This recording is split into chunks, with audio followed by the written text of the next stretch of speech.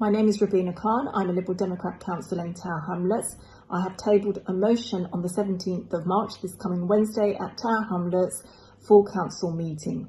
The motion debates about the situation that the people of Tibet face, the human rights violations against the Uyghur Muslims, and the problems in Hong Kong. The motion also welcomes the proposed relocation of the Chinese embassy to Tower Hamlets, but we also call out the human rights violations that the Chinese Communist Party have been carrying out and the situation that people find themselves at the hands of the Chinese Communist Party.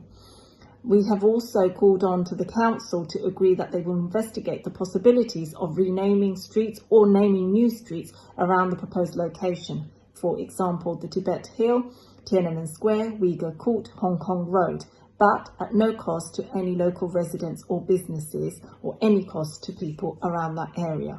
So, as a borough, we are diverse and we are strong, and we celebrate our diversity by welcoming the Chinese embassy, but we also stand against any human rights violations and we stand for people.